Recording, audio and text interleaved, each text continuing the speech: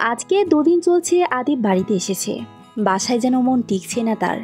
কোথাও যেন কারো শূন্যতা অনুভব হচ্ছে। সময়টা বিকেলে। আদিব নিজের রুমে চোখ বন্ধ করে শুয়ে আছে, কিন্তু বারবার চিরচেনা ঋতুর মুখটা চোখের সামনে ভাসছে। দ্রুত চোখ খুলে ফেলল সে। নিজের অনুভূতি নিয়ে নিজেরই রাগ হচ্ছে। ঘৃণা করেছে ঋতু নামক বিষাক্ত নারীটাকে। তবে কেন বারবার তার কথা মনে পড়ছে? উত্তরটা অজানা তার কাছে। বিষাক্ত নারীর বৃষ্কে যেন ভিতরটা জ্বলে পুড়ে খাক হয়ে গিয়েছে তার। লম্বা কয়েকটা শ্বাস নিয়ে রুমের আশেপাশে দৃষ্টি বোলালো আদিব। নিজের রুমটায় মনে হচ্ছে তীব্র হাহাকার বিরাজমান। মস্তিষ্কে পুরনো স্মৃতিগুলো জাগ্রত হচ্ছে বারংবার। বিছানার অপর পাশটা খালি খালি লাগছে। এই রুমে কত শত স্মৃতি রয়েছে তাদের, অথচ মানুষটা আর তার নেই। আবারও চোখ বন্ধ করে নিল আদিব। আনমনে বলল, সত্যি কি মনে পড়া বারণ? তোমার স্পর্শ, তোমার হাসি আর খোপা বাঁধানো চুলগুলো হঠাৎ করে আমাকে তোমার কথা মনে পড়ায়। সময়টা বড্ড অভিমানেই কাটছে। তোমাকে ভোলার কথা ভেবে নয়, বরং তোমার সাথে কাটানো ওই মুহূর্তক্ষণ আমাকে আরো বেশি ভাবাচ্ছে আজও। একটা প্রশ্ন আমার মনকে বারবার জিজ্ঞেস করি, আসলে অচেনা মানুষগুলো কেন জীবনে আসে, আবার মন ভেঙে অদেখা দেশে পাড়ি জমায়? আমার আজও বোধগম্য হলো না প্রশ্নটার উত্তর। মিথ্যা ছিল না কোনো কিছুরই রূপ। দেখানো স্বপ্ন আর ভালো লাগাটা সময়ের অজুহাতেই চেনা মানুষটা এক পলকে অচেনার আসনে বন্দী হয়ে নেওয়া। বড্ড অভিমান হচ্ছে অচেনা মানুষটার জন্য। এখনো মিস করি ওই হারানো অভিমানীটাকে। কারণ সুন্দর করে ভালোবেসে মন ভাঙানোটা তো শিখিয়েছো তুমি আমাকে। হঠাৎ পিঠে কারো ছোট ছোট হাতের স্পর্শ অনুভব করে চোখ খুলল আদির। ছোট্ট আদিবাকে দেখে মৃদু হেসে বুকের মধ্যে নিয়ে নিল। এতক্ষণ পরে আদিবা বাবার নিকট বায়না ধরে বলল, আব্বু, আমি আম্মুর কাছে যাব।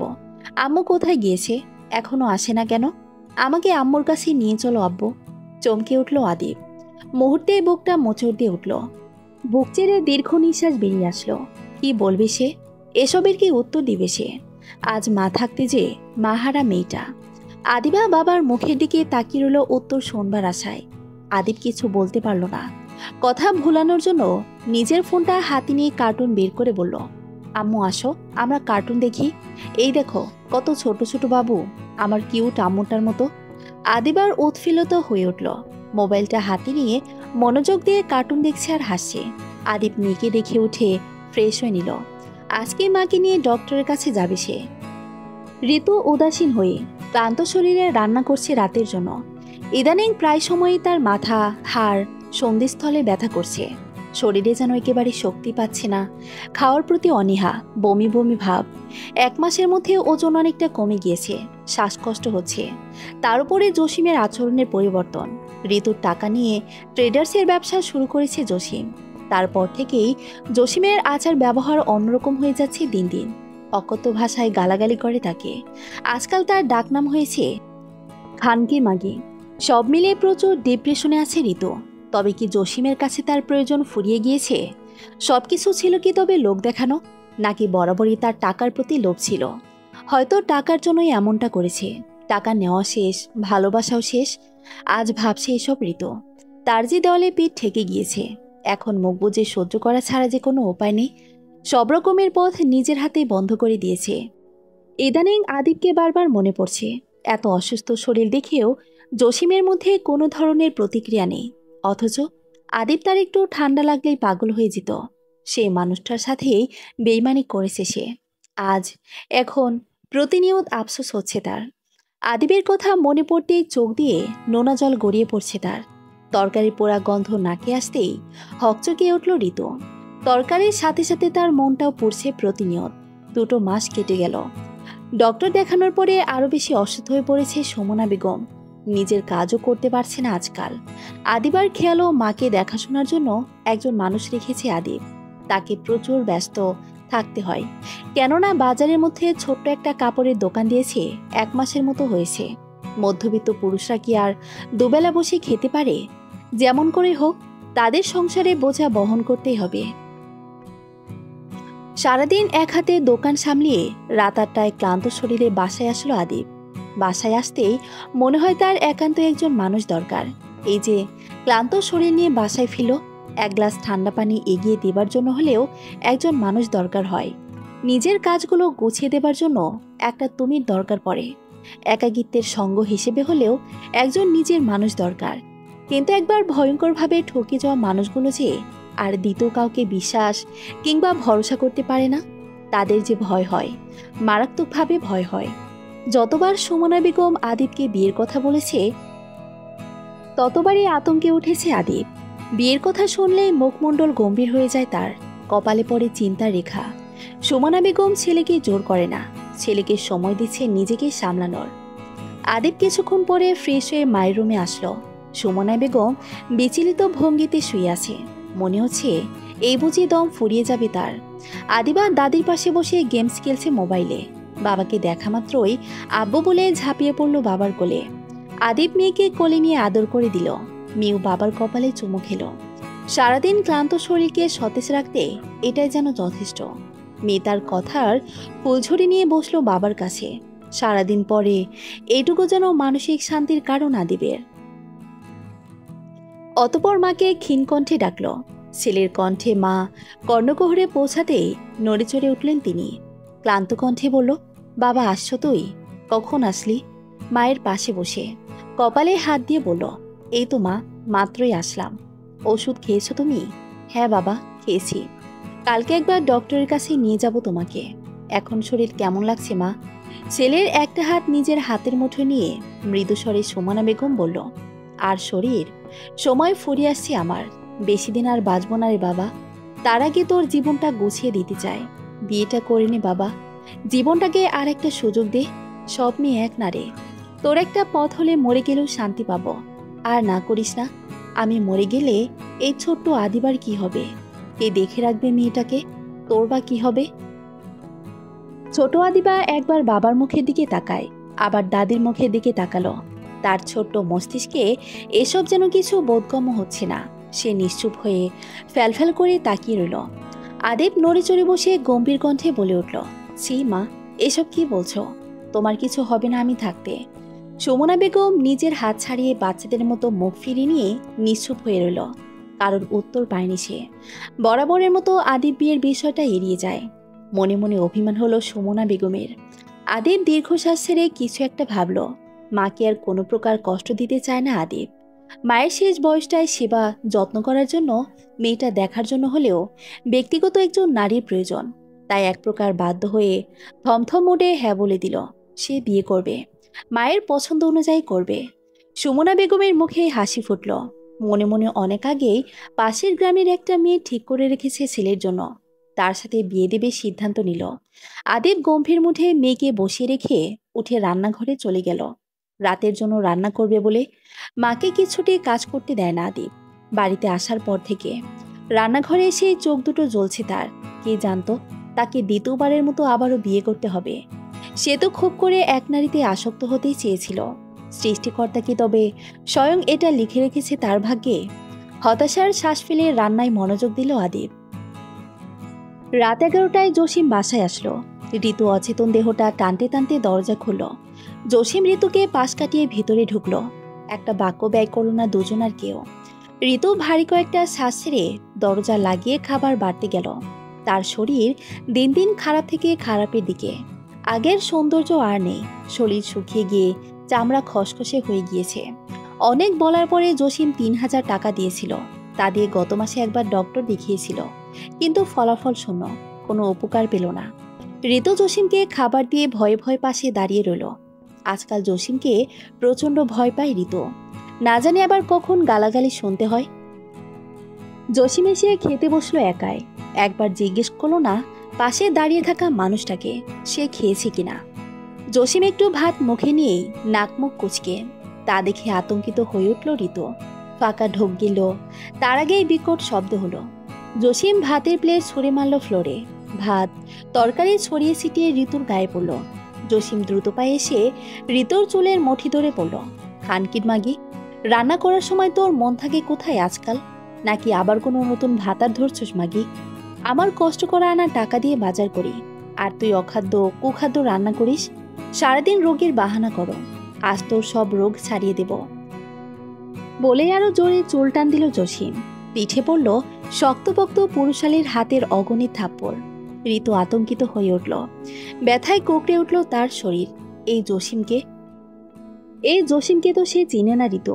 চোখ দিয়ে অশ্রুগুলো গড়িয়ে পড়ছে তার। জসিমকে অনুনয় করে বলল, প্লিজ আমাকে ছেড়ে দাও, আমি ব্যথা পাচ্ছি জসিম। তরকারি তো ঠিকই ছিল, তবুও এমন করছে কেন? নাকি তোমার জীবন থেকে আমার সময় ফুরিয়ে গিয়েছে? আমার টাকাগুলো নিবার পর থেকে কেমন করে পাল্টে গেলে তুমি? জসিম ধাক্কা দিয়ে ফেলে দিল ঋতুকে, ছিটকে দেয়ালের সাথে পড়ল, যার ফলে মাথায় আঘাত পেল। জসিম অদ্ভুত মানবের মতো হেসে বলল, তোর মতো 12 ভাতারিকে আমার জীবনে প্রয়োজন নেই। বাঁচতে চাইলে আমার জীবন থেকে মুক্তি নিয়ে চলে যা। ভুলে যাস না আমার বউ বাচ্চা আছে। আর টাকা, হা হা হা, তোর কাছে কোনো প্রমাণ আছে? এগুলো আমার টাকা। পুনরায় কথা বললে জানে মেরে ফেলব। রক্তিম চোখে তাকিয়ে রুমে চলে গেল জসিম। এদিকে ঋতু স্তব্ধ হয়ে বসে রইল। তার মাথা যেন ঘুরছে, মস্তিষ্ক অচল হয়ে গেল। আস্তে আস্তে চোখ দুটো বন্ধ করে সেন্সলেস হয়ে গেল। গভীর রাতে হুঁশ ফিরতে নিজেকে আগের জায়গায় আবিষ্কার করলো ঋতু। মুহূর্তেই মনে পড়ল জসিমের আচরণ। নিজের দেহটা কোনোরকম উঠিয়ে চোখের জল ফেলতে ফেলতে মেঝেতে ছড়িয়ে থাকা ভাতগুলো তুলে ফেলল। মাথায় পানি দিয়ে রুমে এসে দেখতে পেল জসিম কারো সাথে হেসে হেসে ফোনালাপ করছে। তবে কি সৃষ্টিকর্তা তার কর্মের ফল ব্যাক দিচ্ছে? আদিবের সাথে করা অন্যায়ের শাস্তি কি তাহলে এগুলো, নাকি আরো বাকি আছে? ভাবতেই কলিজা ছিঁড়ে যাচ্ছে ঋতুর। মরিচিকার পেছনে ছুটে আসল হীরা যে হারিয়ে ফেলেছে সে, তা এখন হাড়ে হাড়ে টের পাচ্ছে। হাই আফসোস, হাই আফসোস করতে করতে আবারও মাথাটা যন্ত্রণা করছে। চোখের সামনে ছোট্ট আদিবার মুখটায় ভেসে আসলো বারংবার। মেয়েটাকে বুকে জড়িয়ে নিবার জন্য বুকটা হাহাকার করছে আজ। নিজের করা কর্মের জন্য ভীষণ রকমের আফসোস হচ্ছে, কিন্তু সময় থাকতে নিজেকে না শুধরালে সারা জীবন হাহুতাশ করেও লাভ হবে না। হারানো জিনিস আর ফিরে পাওয়া যায় না। পরন্ত বিকাল। মেয়েপক্ষের বাড়িতে এসে গম্ভীর হয়ে বসে আছে আদিব। ভাগ্যজ কোথায় এসে দাঁড় করিয়েছে তাকে। এমনও দিন আসবে আবারও তার জীবনে, কখনো ভাবনাই ছিল না তার। মনের চিলেকোঠার ঘরটা যে অন্য কার নামে পুরোটা লিখে দিয়েছিল সে, অথচ মানুষটা খুব যত্ন করে তার সমস্ত বিশ্বাস ভরসা ভেঙে হাওয়ায় ভাসিয়ে দিল কত সুন্দর করে, যার ফলে অন্য কোনো নারীর সঙ্গ পেতে মন সায় দিচ্ছে না তার। তবুও মায়ের মন রক্ষার্থে পাশের গ্রাম মধুপুরে মেয়ে দেখতে আসে আদিব। তাদের সামনে জড়সড়ে বসে আছে এক মায়াবী কন্যা ফারিহা। তার মনে ভয় সংকোচ মিলে একাকার। এই বুঝি তাকে রিজেক্ট করে চলে যাবে ছেলেপক্ষের লোকজন। মা মরা মেয়ে ফারিহা ছোটবেলায় থেকে সৎমায়ের কাছে লাঠি ঝাঁটা খেয়ে মানুষ হয়েছে। অনার্স শেষ হতে আর 1 বছর বাকি, অথচ বিয়ে হচ্ছে না, কারণ মেয়েটার গায়ের রং কালো বলে। মানুক আর নাই মানুক, এই যুগে 99% মানুষ সৌন্দর্যের পুজোরি, সেখানে কালো মেয়েগুলো হয় নিছক হাসির পাত্র, যা ফারিহা হাড়ে হাড়ে টের পাচ্ছে প্রতিনিয়ত। সৎমা তো বুড়ি ছাড়া তাকে ডাকে না, সংসারের অপ্রয়োজনীয় জিনিস মনে করে পরিবার তাকে। পরিবারের অবহেলায় নিজেকে নিতান্ত বোঝা মনে হচ্ছে। সেও মনে প্রাণে মুক্তি চাই এই জীবন থেকে। কেউ একজন আসুক, তাকে এই জীবন থেকে মুক্তি করুন, এই বলে সৃষ্টিকর্তার নিকট প্রার্থনা করছে বারংবার। তবুও যে এই জীবন থেকে মুক্তি মিলছে না তার। কতই না বয়স তার, অথচ বিয়ে হচ্ছে না, এটা নিয়ে পাড়া প্রতিবেশীদের কানাঘুষা, হাহুতাশের শেষ নেই। লজ্জায় ঘর থেকে বের হওয়াটা দুষ্কর হয়ে যাচ্ছে আজকাল, যার ফলে বাবা নামক মানুষটা প্রতিনিয়ত যেমন ইচ্ছে তেমন পাত্রপক্ষের মুখোমুখি বসিয়ে দিচ্ছে তাকে। মাঝে মাঝে ফারিহার নিজেকে পশু পাখি মনে হচ্ছে, যার নিজের বলতে কোনো আত্মসম্মান কিংবা মতামতের গুরুত্ব নেই কারো কাছে। দায়িত্বের বেড়াজালে আটকে আছে বাবা, তাই তো ঘাড় ধাক্কা দিয়ে বের করতে পারছে না। শুধু নিজের কালো চামড়া নিয়ে সৃষ্টিকর্তার নিকট অভিযোগের শেষ নেই ফারিহার। সমাজের মানুষের নিকট সাদা চামড়ার খুব দাম, তাই না? আজ যদি তারও একটা সাদা চামড়া থাকতো, এই সমাজ তাকে আলাদাভাবে মূল্যায়ন করত। সমাজের মানুষের কাছে ক্ষণে ক্ষণে এত অপমান অপদস্থ হতে হতো না। সবাই শুধু তার গায়ের রংটাই দেখে, অথচ তার ভিতরে সুন্দর স্বচ্ছ একটা হৃদয় আছে, তা কেউ দেখলই না। ভাবতেই চোখ দুটিতে অশ্রুতে ভরে টইটুম্বর। সবার অগোচরে হাতের উল্টো পেট দিয়ে দ্রুত মুছে ফেলল জলটুকু। সবার চোখ ফাঁকি দিলেও ছোট্ট আদিবার চোখে ধরা পড়ল। দাদির কোলে বসে এতক্ষণ ফারিহার দিকে তীক্ষ্ণ দৃষ্টিতে তাকিয়েছিল। ফারিহার চোখে পানি দেখে মৃদু চেঁচিয়ে আদিবার দাদির নিকট প্রশ্ন করল, আপাই দেখো দেখো, কত বড় মেয়েটা বাচ্চাদের মতো কাঁদে। আদিবার এমন কথায় সবার দৃষ্টি ফারিহার দিকে। মুহূর্তে বাবা তার দিকে ক্রোধিত চোখে তাকালো। তার দৃষ্টিগোচরের আড়ালে পড়ল তার। আদিবার কথায় ফারিহা বেশ লজ্জা পেল। সবার মাঝে অস্বস্তি লাগছে তার। নিচু মাথাটা আরো নিচু করে নিল। পরক্ষণে আদিবা দাদির কাছ থেকে গুটি গুটি পায়ে হেঁটে ফারিহার কাছে আসলো। তার ভাষ্যমতে তাদের মতো ছোট মানুষরাই শুধু কাঁদে, সেখানে এত বড় মেয়ে কাঁদল কেন? এটা কি জানার বিষয় নয়? আদিবা ফারিহার একটা হাত ধরে ধাক্কাতে ধাক্কাতে কৌতূহল নিয়ে পুনরায় প্রশ্ন জুড়ে দিল, এই, তুমি কাঁদলে কেন? তুমি কি আমার মতো ছোট মানুষ? ফালিহা কি জবাব দিবে এহেন কথায়? ছোট্ট এইটুকু মেয়ে তাকে সবার মাঝে লজ্জায় ফেলে দিল। আমতা আমতা করে বলল, আমার চোখে পোকা গিয়েছিল আম্মু। আদিবা মুখ গোল করে বলল, ও আত্মা। ভাবখানায় এমন যেন এমন উত্তর আদিবার পছন্দই হয়নি। সেই বিজ্ঞতের মতো চেয়ে পুনরায় বলল, আত্মা, তুমি এত বড় ঘোমটা দিত কেন? তুমি কি নতুন বউ? আদিবার এমন কথায় উপস্থিত সবাই হেসে দিল এবার। তাদের হাসি দেখে আদিবাও খিলখিল করে হেসে দিল। এদিকে ফারিহার লজ্জায় দম আটকে আসার উপক্রম। সুমনা বেগম আদিবাকে ডেকে নিল নিজের কাছে। ফারিহার দিকে তাকিয়ে জিজ্ঞেস করল, তোমার কি শরীর খারাপ লাগছে মা? ফারিহা ভীতু কণ্ঠে নিম্ন স্বরে বলল, আমি ঠিক আছি আন্টি। আচ্ছা, তুমি তাহলে এবার ভেতরে যাও মা। ফারিহা হাঁপ ছেড়ে বাঁচল। আস্তে ধীরে নিজের রুমে চলে গেল। সুমানা বেগম হাসি মুখে সবার উদ্দেশ্যে জানালো, মেয়ে তার পছন্দ হয়েছে। নিঃসন্দেহে ফারিহা একজন ভদ্র শান্তশিষ্ট মেয়ে, যা এটুকু সময় বুঝতে কোনো অসুবিধা হয়নি সুমনা বেগমের। আদিব সবটা যেন এতক্ষণ নীরব দর্শক হয়ে দেখল। ইতিমধ্যে বড়রা বিয়ের প্রসঙ্গে চলে গিয়েছে। বিয়ের ডেট ফিক্স করার আগে আদিবের জীবন নিয়ে মেয়ের সাথে একান্ত কথা বলা খুবই জরুরি। যদিও মেয়ে পক্ষ এসব জানে আগে থেকে, তবুও অবিবাহিত, তার উপরে শিক্ষিত একটা মেয়ে, তার তো একান্ত পছন্দ অপছন্দের একটা ব্যাপার আছে, তারও নিজস্ব মতামত আছে। অথচ কেউ মেয়েটাকে একবার এসব জিজ্ঞেস অব্দি করল না। এদের এমন আচরণে বিরক্ত হলো আদিব। এত তারা কিসের সবার? তাই তো নিজের লাজ লজ্জা ভুলে হালকা কিসে সবার উদ্দেশ্যে আদিব গমগমে কণ্ঠে বলল, যদি আপনারা অনুমতি দিতেন তাহলে মেয়ের সাথে আমার পার্সোনাল কিছু কথা বলার ছিল। ফারিহার বাবা হেসেই বলল, অবশ্যই বাবা, কথা বলতে পারো তুমি। পরক্ষণে নিজের ছোট ছেলেকে হাঁক ছেড়ে পুনরায় বলল, কইরে শাওন, বাবাজিকে ফারিহার রুমটা দেখিয়ে দিত। শাওন আদিবকে নিয়ে ফারিহার রুমে গেল।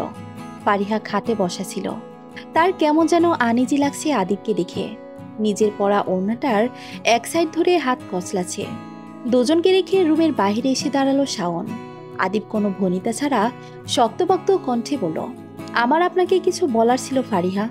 ফারিহা জড়ানো কণ্ঠে ক্ষীণস্বরে বলল, জি বলুন। আপনি কি জানেন, আমার একটা মানুষ ছিল, যাকে আমার কাফনে মোড়ানো লাশ ছাড়া দুনিয়ার সবকিছু উজাড় করে দিয়েছি। তারপরও দীর্ঘ সময় তাকে ধরে রাখতে পারিনি। আমি আপনার অতীত সম্পর্কে অবগত। আন্টি আমাকে সবকিছুই বলেছে। আপনি কি এই বিয়েতে রাজি আছেন, নাকি পছন্দের কেউ আছে? না না, কি বলেন এসব? আমাদের মতো কালো মেয়েদের আবার কি থাকবে? বাবা যেটা চাচ্ছে তাই হবে। আমার কোনো আপত্তি নেই, আমি রাজি। দেখুন, বাবা মায়ের কিংবা কারো চাপে পড়ে বিয়ে করতে হবে না আপনাকে। আপনার মতামতকে প্রাধান্য দিচ্ছি আমি, কারণ সংসারটা আপনি করবেন। আমাকে আপনার পছন্দ হয় তো আপনি বিনা সংকোচে আপনার মতামত জানাতে পারেন। ভালো মন্দ আমি নিজ দায়িত্বে সবকিছু সামলে নিব। ফারিহা আদিবের কথায় মুগ্ধ হলো। এই প্রথম কেউ তার মতামতকে গুরুত্ব দিচ্ছে। নিঃসন্দেহে আদিব একজন সুদর্শন পুরুষ, যে কেউ তাকে পছন্দ করবে। ফারিহা মিনিট দুয়েক সময় নিয়ে লাজুক হেসে হ্যাবোদক সম্মতি জানালো। আদিব কিছু একটা ভাবছে। দুজনের মধ্যে নীরবতা বিরাজমান। ফারিহা একটু সাহস করে ক্ষীণ কণ্ঠে বলল, আপনার অতীত নিয়ে আমার কোনো মাথা ব্যথা নেই, তবে অতীত আঁকড়ে ধরে বর্তমানে যে থাকবে তাকে তুচ্ছ তাচ্ছিল্য করবেন না। আমি আপনার জীবনে জড়ালো শুধু আমাতেই সীমাবদ্ধ থাকতে হবে আপনাকে।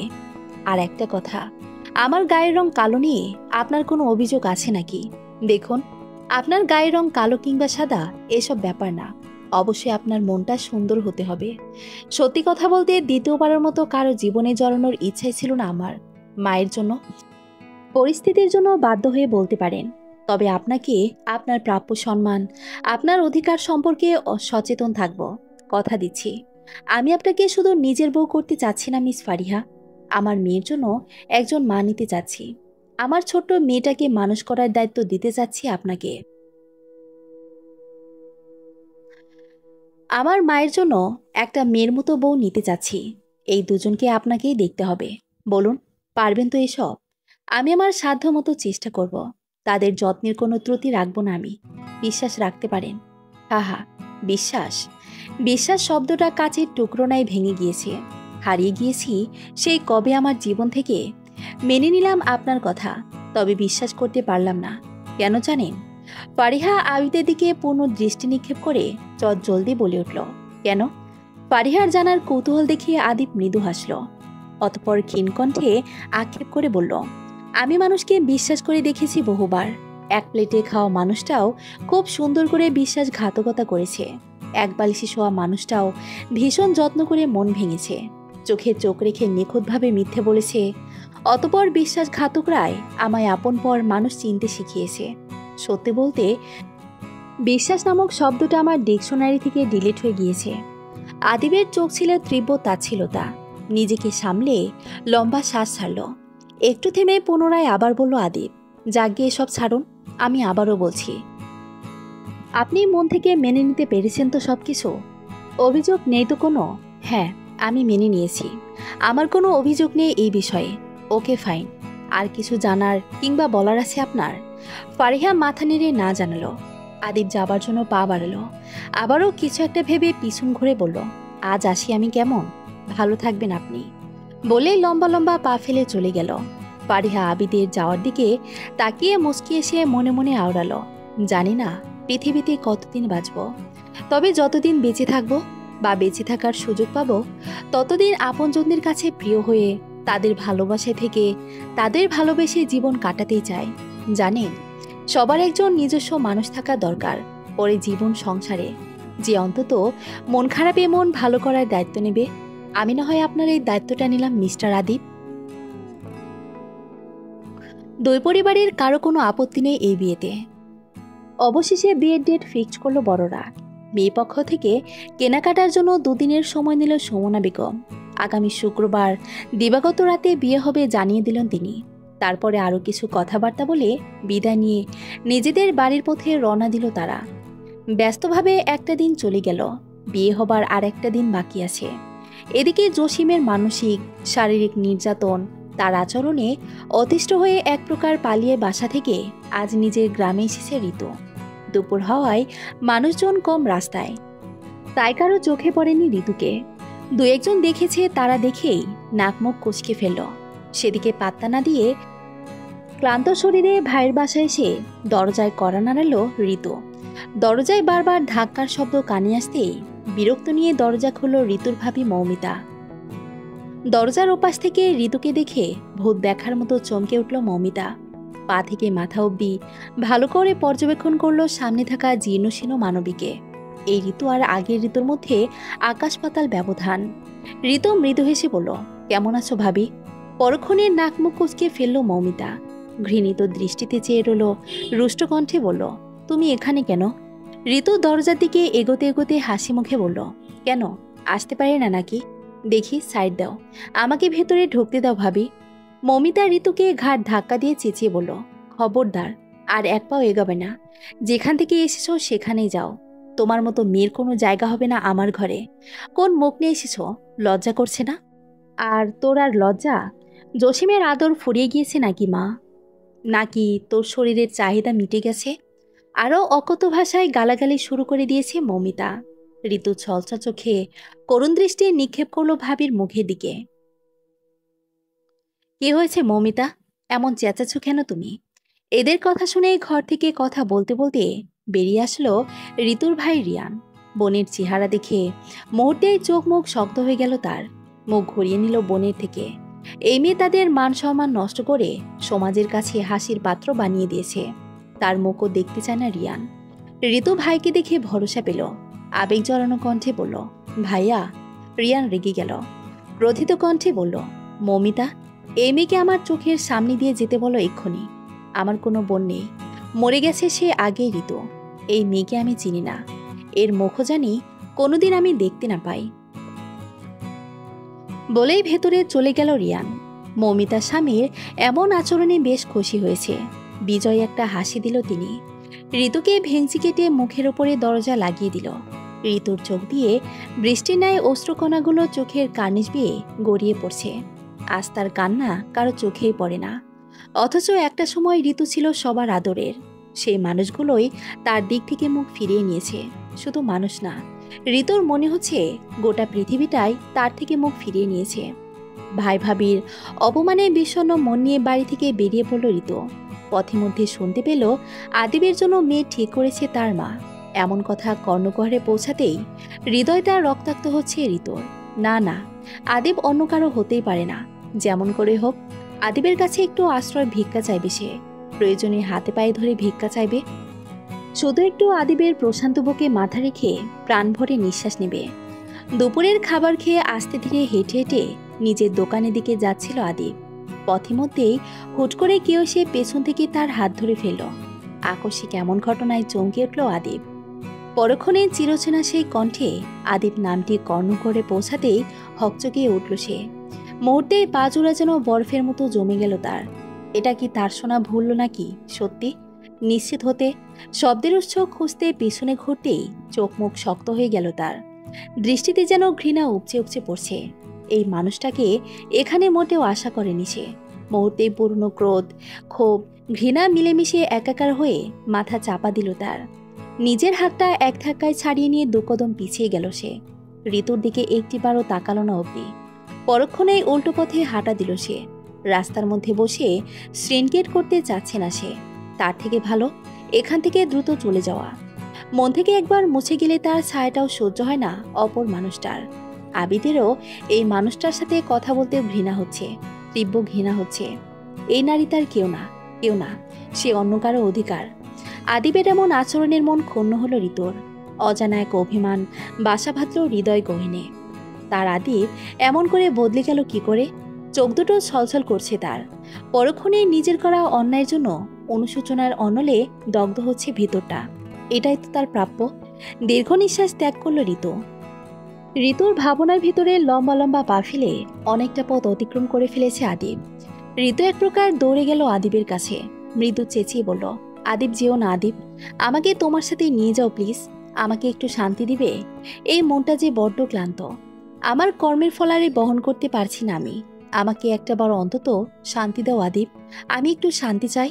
ঋতুর কণ্ঠে ছিল নিদারুণ অসহায়তা, যা অপর পুরুষটি শুনেও শুনল না। তার মনে কোনো প্রতিক্রিয়া দেখা গেল না।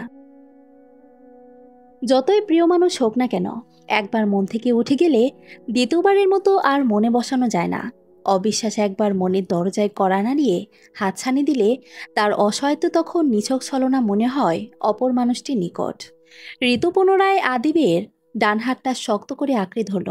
ঋতুর এমন আচরণে পুরনো ক্রোধ মাথায় ভয়ঙ্করভাবে দাউ দাউ করে জ্বলে উঠল আদিবের। ঋতুর স্পর্শ যেন তার শরীর ঝাঁকিয়ে ঘিন ঘিন করে উঠল। নিজের হাত ছাড়াতে ছাড়াতে আদিব দাঁতে দাঁত চেপে ভয়ঙ্কর ক্রোধিত কণ্ঠে বলল, খবরদার, খবরদার, পুনরায় আমাকে স্পর্শ করার চেষ্টা করবেন না। তাহলে কিন্তু এর ফলাফল মোটেও ভালো হবে না আপনার জন্য।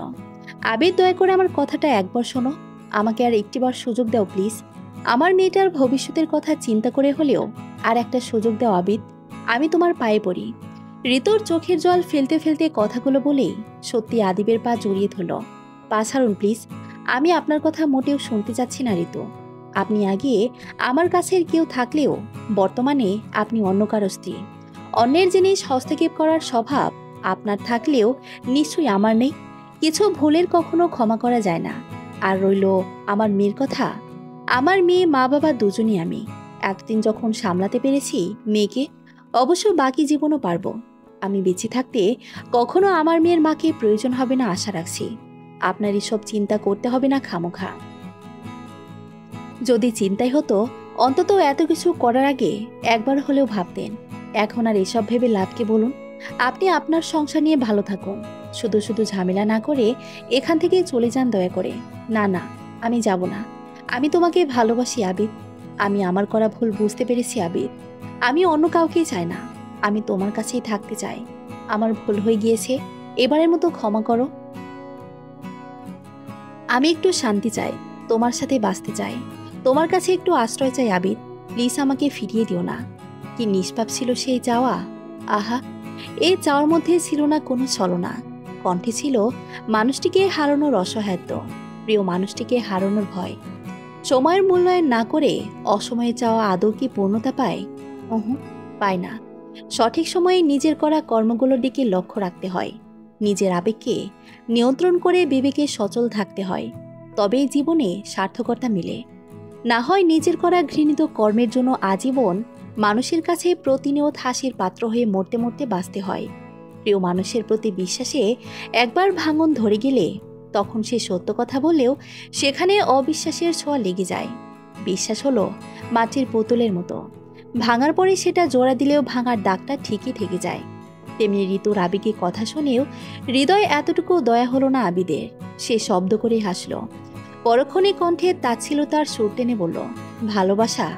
হাহা, তুমি বোধহয় জানোই না, আমি আর সেই আগের আবিদ নেই। বাস্তবতা আমাকে অনেক শিখিয়েছে, আমিও মানুষ চিনতে শিখেছি। আসলে দোষটা তোমার ছিল না, আমি ভুলেই গিয়েছিলাম সবাই সবকিছুর যোগ্য নয়। যতটুকু ভালোবাসার প্রয়োজন ছিল তার চেয়ে অধিক ভালোবেসেছি বলেই হয়তো তুমি আমার ভালোবাসার মূল্য বুঝতে পারোনি। আমি অনিয়মের নিয়ম ভেঙে তোমাকে ভালোবেসেছি, আর তুমি সেই ভালোবাসাকে নিয়ম করে অবহেলা করেছ। আসলে প্রয়োজনের তুলনায় বেশি পেয়ে গেলে আমরা কেউই সেটার মূল্যায়ন করি না। তাই যতটুকু প্রয়োজন তার চেয়ে অধিক কোনো কিছুই করা উচিত নয়। সেটা ভালোবাসা হোক বা কেয়ার, রেসপেক্ট, ট্রাস্ট, যাই হোক না কেন। এখন আমিও আমার মতো করে ভালো থাকতে শিখে গিয়েছি। মেনে নিয়েছি কঠিন বাস্তবতা, মেনে নিয়েছি নিয়তিকে। আমার লাইফে বিশ্বাসঘাতকদের প্রবেশ করা নিষিদ্ধ। ঋতু অবাক হয়ে শুনছিল আবিদের কথাগুলো। আজই আবিদের মধ্যে কতটাই পরিবর্তন ঋতু মানতেই পারছি না যেন। হৃদয়ের আশার আলোটুকু ভেঙে চূর্ণ বিচূর্ণ হয়ে গেল। স্তব্ধ হয়ে স্থির দৃষ্টিতে তাকিয়ে রইল সামনের মানুষটির দিকে। তার কান্না থেমে গেল। আদিবের পা থেকে হাতের বাঁধনটা ছুটে গিয়েছে। আদিব মুহূর্তেই অন্যদিকে মুখ রেখে সরে দাঁড়িয়ে পুনরায় আবার বলল, ভাগ্যক্রমে আমাদের আবার দেখা হলো। সৃষ্টিকর্তার নিকট প্রার্থনা এটাই যেন সেই দেখা হয়। তবে শেষবারের মতো তোমার কাছে একটাই অনুরোধ থাকবে, তা হলো মিথ্যে ত্যাগ করা। কারণ এই মিথ্যের কারণে তোমার আমার মাঝে এতটা দূরত্ব। এই মিথ্যের কারণে তোমার আমার পথ আলাদা। মিথ্যের কারণে আমাদের বিচ্ছেদ হওয়া। এই মিথ্যের কারণে শুধু আমাদেরই নয়, হাজারো সম্পর্কের বিচ্ছেদ হয়। আর আমি চাই না এই মিথ্যের কারণে তোমার পরবর্তী সম্পর্কে বিচ্ছেদ নেমে আসুক। আমি চাই না অবিশ্বাসের আগুনে তোমাদের সম্পর্কটা পুড়ে ছাই হোক। তুমি বলেছিলে ভালোবাসি, আমি বিশ্বাস করেছি।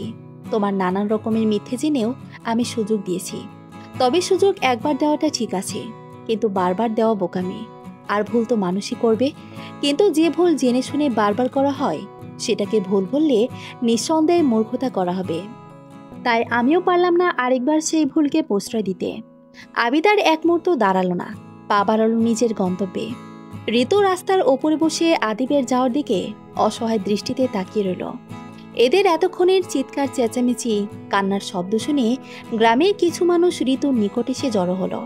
আদিব ও ঋতুর পাশাপাশি গ্রাম হওয়ার কারণে অনেকেই তাদের বিষয় অবগত। ঋতুকে এখানে এই অবস্থা দেখে কারো মনে সামান্য দয়া হলো না। উল্টো সবাই ছিছি করছে, যে যা পারছে মন্দ কথাও শোনাতে ভুলল না। এক বয়স্ক মহিলা তো তাকে দেখে আঁচল দিয়ে নিজের মুখ ঢেকে নিল, যেন ঋতুকে নিজের চেহারা দেখানো ঢের অমঙ্গল। মানুষজনের কথা কানে আসতে আবিদ পিছন ফিরে তাকালো। ঋতুকে কিছু মানুষ ঘিরে ধরেছে, সেদিকে পাত্তা দিল না আদিব। পরক্ষণে কোথা থেকে যেন আবিদের এক দুঃসম্পর্কের চাচি এসে তাকে হাঁক ছেড়ে ডেকে জিজ্ঞেস করলো, আবিদ বাবাজি, এখানে কি হয়েছে? এই অপয়া মায়া এখানে আইলো কেমনে? তেমন কিছু হয়নি চাচি, আমি দোকানে যাচ্ছি, অনেক দেরি হয়ে যাচ্ছে আমার, আমি আসি এখন। ব্যস্ততা দেখিয়ে দ্রুত চলে গেল আবিদ। এখানে এক মুহূর্ত সে থাকতে চায় না, তার যেন দম আটকে যাচ্ছে। আজ আর দোকানে মন বসবে না তার। নিরিবিলি একটা জায়গায় একান্ত সময় কাটানোর জন্য নদীর দিকে এলোমেলো পায়ে হাঁটছে। পুরো ক্ষতগুলো জাগ্রত হচ্ছে বারংবার। শূন্য দৃষ্টি নিক্ষেপ করে এলোমেলোভাবে বলল, জীবনে বহু কিছু হারিয়েছি, কিছু ইচ্ছাই তো কখনো অনিচ্ছায়। আজ তোমার হারানোটা ছিল আমার ইচ্ছেরই একটা অংশ। আমায় আগলে নিয়ে যত্নে ভাঙতে চাওয়া মানুষটাকে আমি আমার জীবন থেকে খারিজ করলাম। একবার ছেড়ে যাওয়া মানুষগুলো আবারও ফিরতে চাইবে। আদৌ তাদের সাথে পুনরায় কি জীবন বাঁধা যায়? উত্তরটা হবে না। কিছু কিছু মানুষকে কখনোই দ্বিতীয়বার ক্ষমা করা যায় না, কখনোই না। আবিদের চাচি বুঝলো আবিদ কিছু লুকাচ্ছে তার থেকে। মুহূর্তে উনি ঋতুকে ধাক্কা দিয়ে বলল, এই কলঙ্কিনী, নষ্টি মাগি, তুই কোন মুখ লয়ে এই গ্রামে আইছস? দুইটা সংসার তছনছ কইরাও তোর মনে শান্তি হয় নাই? সোনার টুকলা পোলাডা রাইখা বুড়া এক ব্যাটার লাগে ভাগছস। পোলাডারে তো একবার টাকা পয়সা সব নিয়ে খাইয়া দিছে, এখন আবার পোলাডায় যে না একটু নিজের জীবনটা গোছায় লইব অমনি এখানে হাজির হইছস। তোর নতুন ভাতার আদর সহাগ কম পড়তে আছে নাহি? কম পড়লে পাড়ায় যা, তোর জন্য ওইটাই ভালো। এতক্ষণেই গ্রাম দিয়ে দূর হবি শয়তানের বাচ্চা, আর যেন কোনোদিন তোর ছায়া এই গ্রামে না দেখি। বলে আবারও ধাক্কা দিল চাচি। সবাই দাঁড়িয়ে দাঁড়িয়ে উচ্ছ্বাস নিয়ে যেন উপভোগ করছে বিষয়টি। ঋতু প্রত্যুত্তরে কাউকে কিছু বলতে পারল না। কি বলবে সে? তার কর্ম ভালো হলে তো এসব আর শুনতেই হতো না।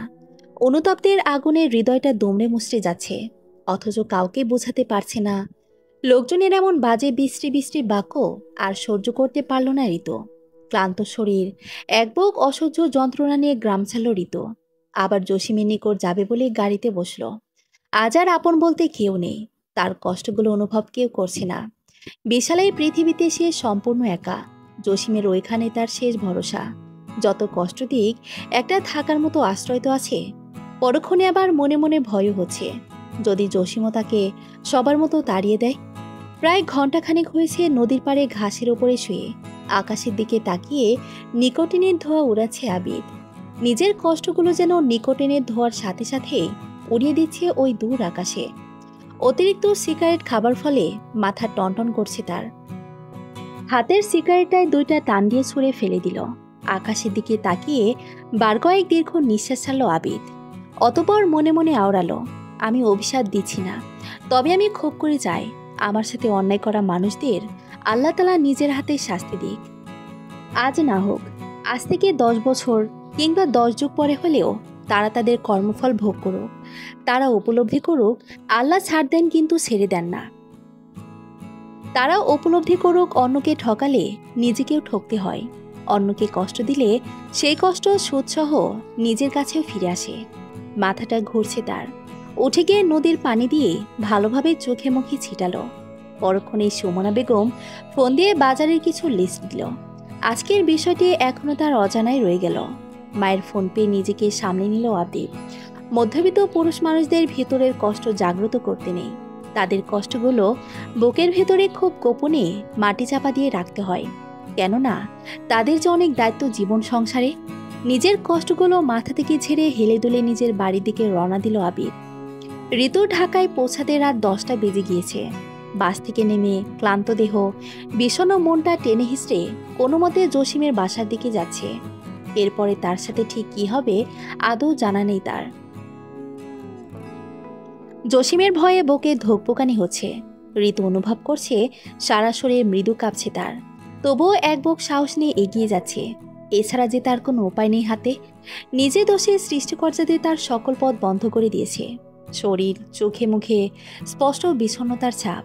তার উপরে সারাটা দিন অনাহার করেছে মেয়েটা। হাঁটতে পারছে না ঠিকভাবে, দেহটা আর চলছেই না সামনে।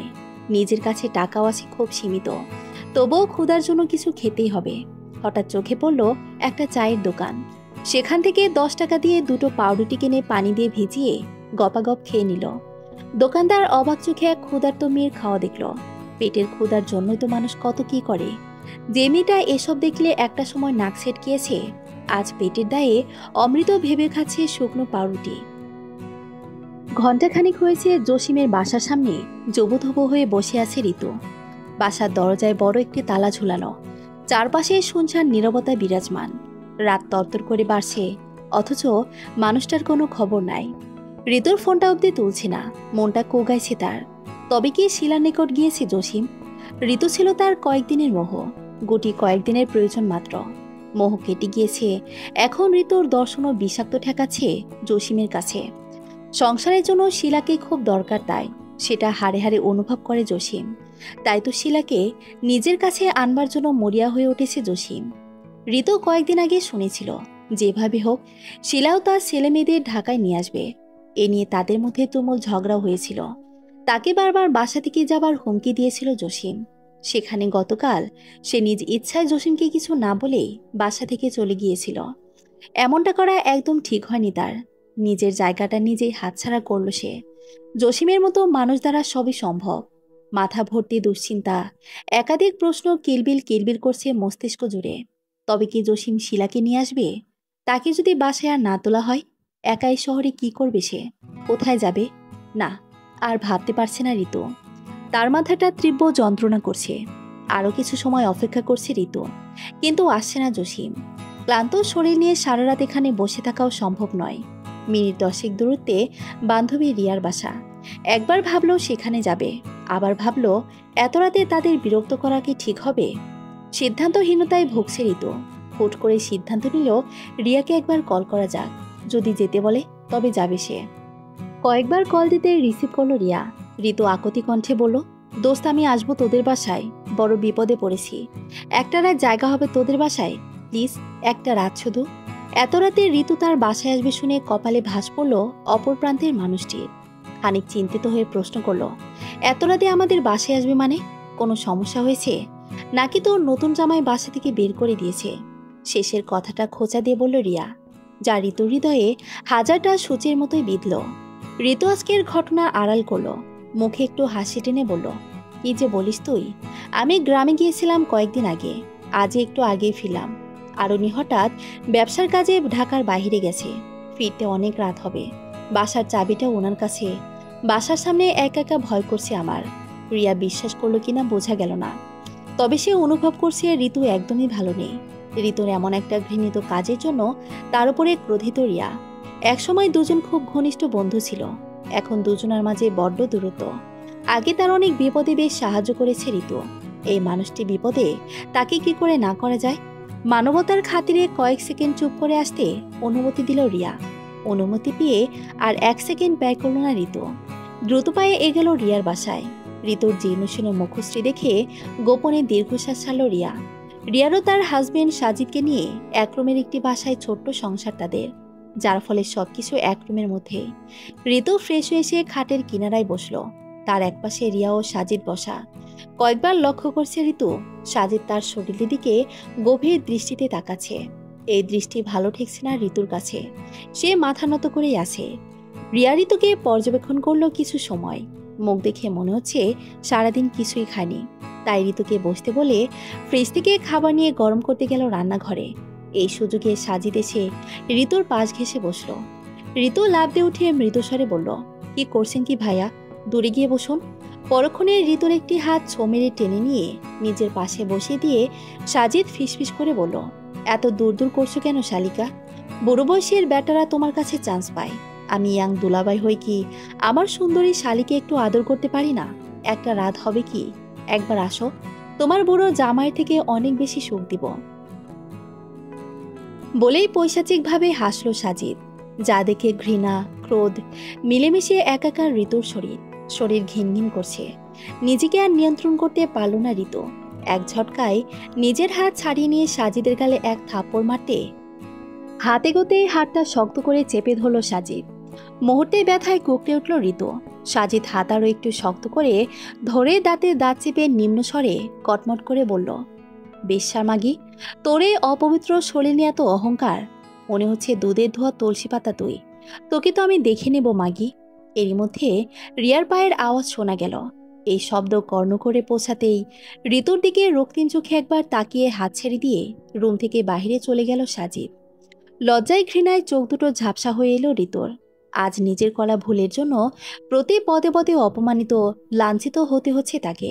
সবাই তাকে পেয়ে বসেছে যেন। একটা সময় সাজিদ তাকে কতটা সম্মান করত, কত ভালো মানুষ মনে করত তাকে।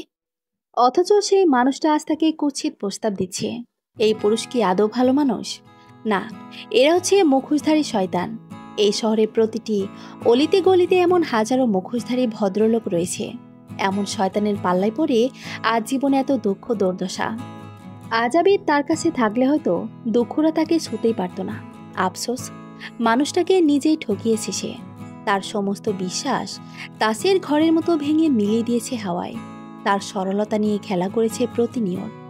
এখন মানুষটা বুঝতে শিখেছে বিশ্বাসঘাতকদের বারবার ক্ষমা করতে নেই। তাই তো মুখ ফিরে নিয়েছে ঋতুর থেকে। ভাবতে চোখের জমাট বাঁধা অশ্রুগুলো গড়িয়ে পড়ল গাল বেয়ে। এখানে এই বাসায় আর মন টিকছে না ঋতুর। তার জন্য তার বান্ধবীর সংসারে অশান্তির সৃষ্টি হোক তা একদমই চায় না সে। কিন্তু এত রাতে কোথায় যাবে? তাই বাধ্য হয়ে এই রাতটা এখানে কাটাতে হবে। রিয়াকে খাবার নিয়ে রুমে আসতে দেখে দ্রুত চোখের জলটুকু মুছে ফেলল হাতের উল্টো পিঠ দিয়ে। আজকের ঘটনা বলে দুজনের মধ্যে অশান্তি বাড়াতে দিল না ঋতু, তাই এসব বিষয়ে কিছু বলল না রিয়াকে। রিয়া খাবার বেড়ে দিয়ে ডাকলো ঋতুকে। পেটে প্রচণ্ড ক্ষুধা থাকা সত্ত্বেও গলা দিয়ে নামছে না খাবার। কয়েক লোকমা খেয়ে রেখে দিল খাবার, যা দেখে মনে মনে ভীষণ বিরক্ত হলো রিয়া। রাতে খাটে ঋতুকে ঘুমাতে দিয়ে ফ্লোরে বিছানা করছে রিয়া। সেও সাজিদ এখানে ঘুমাবে বলে। তা দেখে মনে মনে ঢোক দিল ঋতু। সাজিদকে ভয় করছে ভীষণ। যদি আকস্মিক ঘুমের ঘরে তার কাছে চলে এসে খারাপ কিছু করে বসে সাজিদ, এসব লোকদের একদম বিশ্বাস নেই। রিস্ক নেওয়াটা একদম ঠিক হবে না। তাই ঋতু মিনমিন কণ্ঠে বলল, রিয়া তুই আমার পাশে ঘুমা, খাটে তো অনেক জায়গায় আছে, ফ্লোর ঠান্ডা, তোর এমনিতেই ঠান্ডা সহ্য হয় না। তাছাড়া কতদিন পর তোর সাথে দেখা হলো, আয় না আজ একসাথে ঘুমাই দু বোন। রিয়া আর না করল না। এমনিতেই ফ্লোরে ঘুমাতে অভ্যস্ত না সে, তাই সাজিদকে উদ্দেশ্য করে বলল, হ্যাঁ ঋতু ঠিক বলেছে সাজিদ, তুমি একটু কষ্ট করে এখানে ঘুমাও প্লিজ, আমি ঋতুর কাছেই ঘুমাই আজকে। বলতে বলতে রিয়া খাটে শুইল। এদিকে সাজিদের মন ক্ষুণ্ণ হলো। রাগে ফুঁসছে সে ভিতরে ভিতরে। তার সমস্ত পরিকল্পনা জলে গেল। মনে মনে ভাবছে রিয়া ঘুমালে চুপি চুপি ঋতুর কাছে যাবে সে, অথচ ঋতু তার সমস্ত পরিকল্পনা ভেঙে চূর্ণ বিচূর্ণ করে দিল ঋতু। এখন নিজের বউটাকেও কাছে পেল না। মনে মনে বৃষ্টি কয়েকটা গালি দিল ঋতুকে।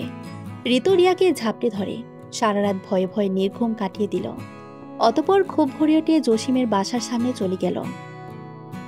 যদিও রিয়া নাস্তা খেয়ে যেতে বলেছিল তাকে বারংবার, কিন্তু ঋতু শোনো না। সে এমনিতেই যেখানে যায় সেখানে অশান্তি শুরু হয়, না জানে আবার কোথায় কখন কোনো ঝামেলা হয়, এ নিয়ে আতঙ্কিত ঋতু। কাশিনকালেও চায় না সে তার জন্য তার প্রিয় বান্ধবী এতটুকু কষ্ট পাক। যেমন আছে সুখী থাকুক মেয়েটা। তাই তো সাজিদের মুখ দর্শনের আগে দ্রুত জায়গা ত্যাগ করল ঋতু। সকালে সে যখন বাসায় তালা ঝোলানো দেখল, তখন ঋতু নিশ্চিত হলো জসিম রাতে বাসায় ছিল না। তাহলে লোকটি গেল কই? আনমনে নিজেকে নিজে প্রশ্ন করল। মন যেন উত্তর দিয়ে দিল, লোকটি শিলার কাছে গিয়েছে ঋতু। জসিমের নিকট তোর প্রয়োজন শেষ ঋতু। এখন শুধু তোকে তার জীবন থেকে ঘাট ধাক্কা দিয়ে বের করা বাকি। ভিতর থেকে কাল্পনিক উত্তর শুনে ঋতুর বুকটা ছ্যাদ করে উঠল। নিজের আজগবি ভাবনা মনের ভিতর চাপা দিয়ে পাশের রুমের লোক দিয়ে জিজ্ঞেস করছিল। তারাও কিছু জানে না জসিম কই গিয়েছে। আশাহত হয়ে ঘন্টার পর ঘন্টা বসে অপেক্ষা করছে বাসার ভিতরে যাবার জন্য। অবশেষে প্রায় 9টার দিকে দূর থেকে কাঙ্ক্ষিত পুরুষটির মুখটি দেখার আশার আলো দেখা গেল মুখশ্রী জুড়ে। পরক্ষণে তার সাথে ঠিক কি হতে চলেছে ভাবতে আসার আলোটুকু নিভে গিয়ে চোখে মুখে ফুটে উঠেছে ভয়। মনে মনে সৃষ্টিকর্তাকে স্মরণ করছে মেয়েটা। অনেক সময় মনের ডাকও সত্যি হয়। ঋতুর মন ঠিক বলছে জসিম শিলার নিকটে গিয়েছিল। শিলা ছেলে মেয়েদের নিয়ে এখন বাবার বাড়ি থাকে। দীর্ঘদিন পরে হঠাৎ জসিমকে দেখে সবাই অবাক হয়েছিল। সেই সাথে বিভিন্নভাবে অপমানিত হতে হয়েছে তাকে। শিলাও ছেলে মেয়েদের নিতে আসছে শুনে ছেলেমেয়েরা আনন্দে আত্মহারা। দীর্ঘদিন পরে বাবাকে দেখিয়ে ছেলেমেয়ে দুটো আব্বু আব্বু বলে পিছু ছাড়ছে না। অতদিন পরে সন্তানদের হাসিমুখী মুখটা দেখে সহজ সরল মনের অধিকারী শিলা রাজি হয় সে যাবে জসিমের সাথে। ভাইদের বউ আপদ বিদায় করতে পারলেই বাঁচে। তারাও শিলাকে বিভিন্নভাবে বোঝাচ্ছে যাতে শিলা চলে যায়। বিনিময়ে বোঝা দূর হবে তাদের ঘাট থেকে, তারা মুক্তি পাবে। কিন্তু বেঁকে বসে শিলার মা। উনি কাটকাট গলায় স্পষ্ট বলে দিয়েছে তার মেয়েকে সতীনের সংসারে পাঠাবে না। ঋতুকে ডিভোর্স দিলে তবেই শিলা যাবে। এর আগে যেন শিলার দ্বারের কাছে দ্বিতীয়বার না আসে জসিম। আরও বিভিন্নভাবে অপমান করেছে, যা খুব গায়ে লেগেছে জসিমের। তবুও সে মুখ বুঝে হজম করেছে সব। শিলাও মায়ের কথার কিংবা সিদ্ধান্তের উপরে কিছু বলতে পারেনি। এই মাটার জন্যই তো টিকে আছে সে। মা না থাকলে বোধ হয় এতদিনে শিলার অস্তিত্বটুকু মুছে যেত পৃথিবী থেকে। জসিম তাদের কথা দিয়ে এসেছে ঋতুকে ডিভোর্স দিবে। এমনকি ঋতুর অগোচরে ডিভোর্সের কাগজ রেডি করে রেখেছে সে। তবুও শক্তপোক্ত শাশুড়ির মন বিন্দুমাত্র মন গলেনি। যেটুকু সময় ছিল ঋতুর জন্য কথায় কথায় শুধু অপমানিত হতে হয়েছে।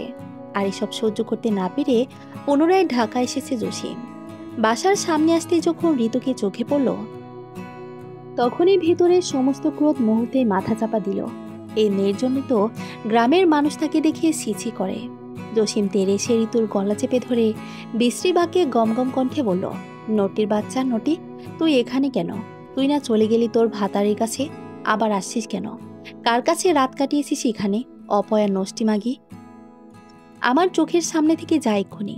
মুখের বাক্য শেষ করে ছুঁড়ে মারল ঋতুকে। শক্ত হাতের বাঁধন থেকে গলাটা ছাড়া পেয়ে জোরে জোরে হাঁপাতে লাগলো ঋতু।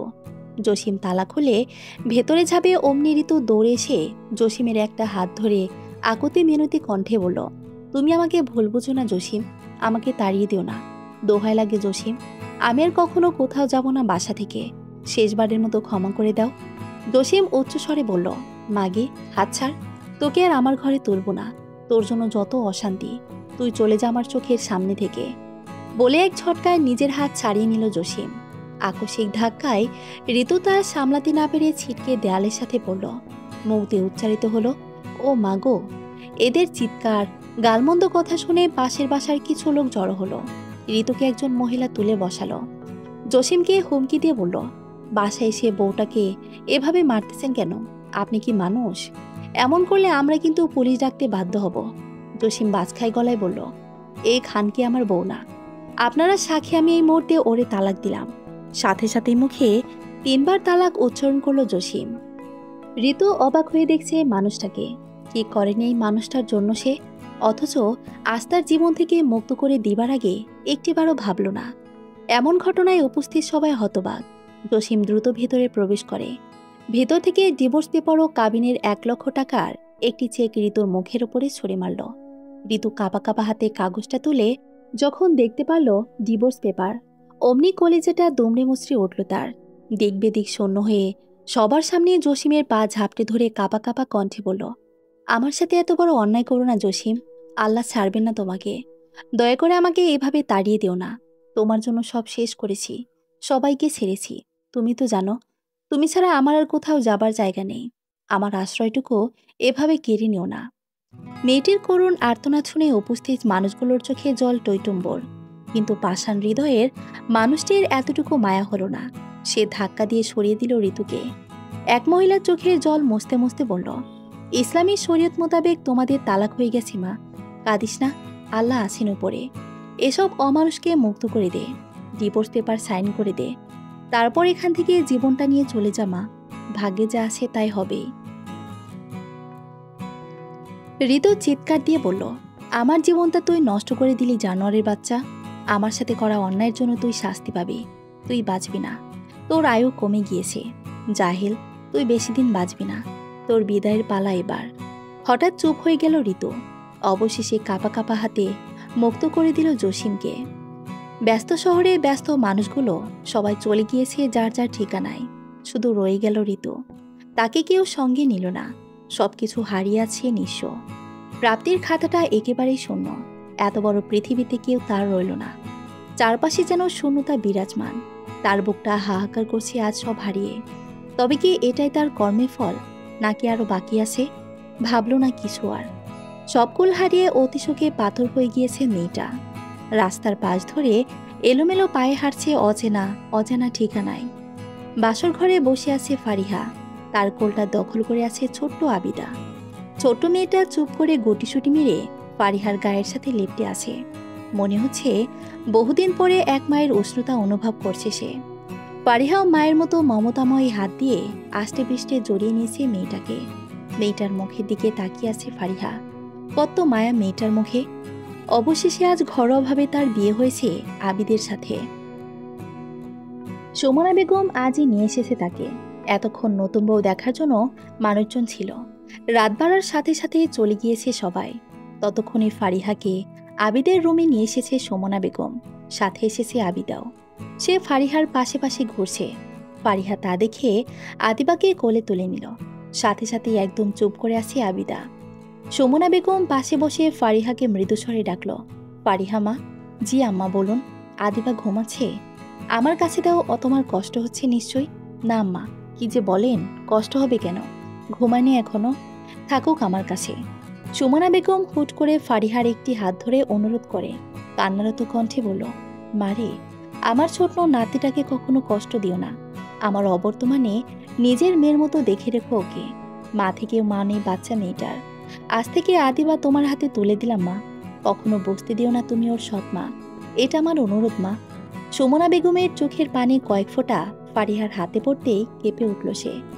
তড়িঘড়ি করে মৃদু কণ্ঠে বলল, এ কি আম্মা, আপনি কাঁদছেন কেন? দয়া করে কাঁদবেন না। আম্মা, আমিও সৎ মায়ের হাতে মানুষ হয়েছি। মায়ের আদর কখনোই পাইনি। বিয়ে হয়েছে, এখন থেকে আপনারাই আমার আপনজন। আমি জানি সৎ মায়ের হাতে মানুষ হওয়া কতটা কষ্টের, যন্ত্রণাময়। যে কষ্ট আমি ভোগ করেছি, সেই কষ্টের একটা আচরও এই ছোট্ট আদিবার গায়ে লাগবে না। আমি আপনাকে কথা দিচ্ছি আম্মা। ফারিহার কথায় খুশি হলো সুমনা বেগম। উনি মৃদু হাসল। ফারিহা মেয়ের মতো যত্ন করে হাত দিয়ে চোখের জলটুকু মুছে দিয়ে পুনরায় বলল, আর কাঁদবেন না আম্মা, এমনিতেই আপনি অসুস্থ। সুমনা বেগম ফারিহার কপালে চুমো দিয়ে বলল, না, আর কাঁদবো না মা। আর শোন, তোর মা নেই এমন কথা আর কখনোই বলবি না, খবরদার। আজ থেকে তুই আমার মেয়ে, আমি তোর মা। ফারিহা মৃদু হাসল। সুমনা বেগমের স্পর্শে মায়ের ছোঁয়া অনুভব করছে সে। বহু বছর পরে কেউ তাকে মেয়ের মতো আদর করে কাছে টেনে নিল। ইস, মায়েদের ছোঁয়ায় তো মনোমুগ্ধকর হয় বুঝি। ফারিহার জানা ছিল না।